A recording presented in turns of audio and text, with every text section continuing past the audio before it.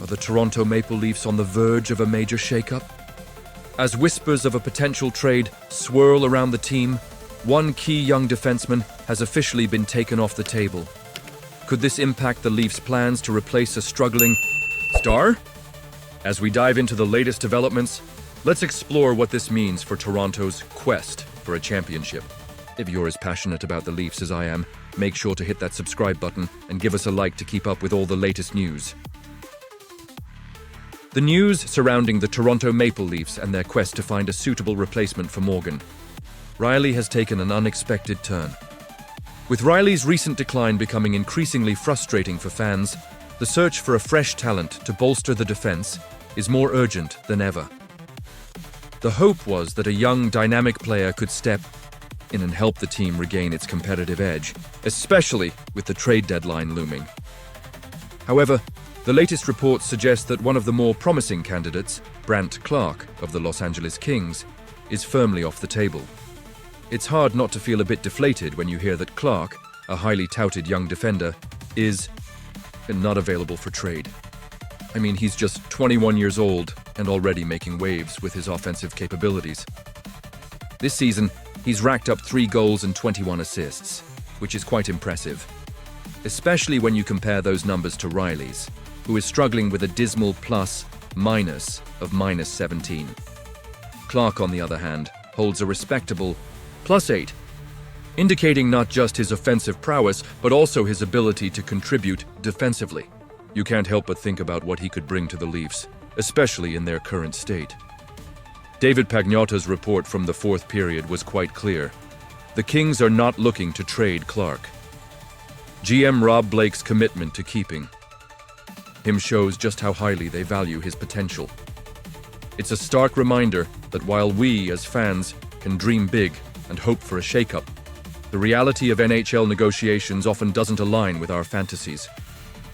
The Kings are clearly confident in Clarke's future, and it's hard not to feel a pang of disappointment knowing he could have been part of our roster. And let's face it, as fans, we've seen this story play out before. Toronto has missed opportunities to secure other key players like Brandon Saad and Adam Bokvist, who could have made significant impacts. Those decisions weigh heavily on our minds as we watch our beloved team struggle. The pressure is mounting on GM Brad Treliving to make a move that could reinvigorate the lineup. It's a tough spot, and honestly, I'm torn about whether this is the right path for the organization. While I understand the desire to build through the draft and develop young talent, the urgency to win now cannot be overstated. As the season progresses, the stakes get higher. The fans are growing restless, and the hope for a deep playoff run is something we all share. The front office faces a balancing act, maintaining the core while also making bold moves to shake things up. Do you think this was the best decision? I'm genuinely conflicted. On one hand, I see the rationale behind holding on to young talent, but on the other, I can't help but feel the clock is ticking. How many more seasons can we afford to watch Rielly struggle before making a change? It's a critical moment for the Maple Leafs. The decisions made in the coming weeks could shape not only the immediate future of the team, but also the long-term vision. We have some incredible players on our roster, but the question remains, is it enough? What's the next step for Treliving and the coaching staff? The clock is ticking, and each game adds more pressure. The moment couldn't be better for Mitch Marner and the Toronto Maple Leafs. With the NHL and NHLPA announcing projections for the salary cap over the next few seasons, it's clear that the Leafs have a golden opportunity ahead of them. The cap is set to rise significantly, hitting $95.5 million in 2025-26, then leaping to $104 million in 2026-27, and a jaw-dropping $113.5 million in 2027-28. This means that re-signing Marner, along with several other pending free agents, has just gotten much easier. Marner is currently an unrestricted free agent as of July 1st. He's playing at an elite level this season, boasting 68 points in just 51 games.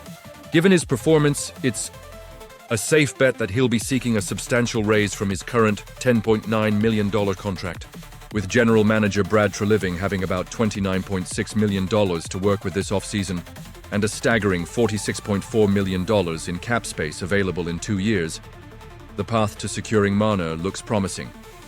Marner is the 9th highest paid player in the league right now, with teammates William Nylander earning $11.5 million AAV and Austin Matthews at $13.2 million AAV.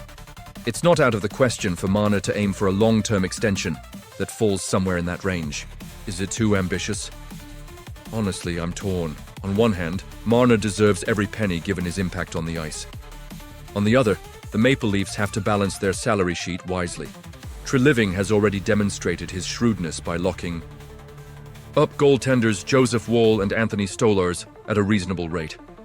Plus, with 7 defensemen signed through the 2026-27 season, he has set a solid foundation.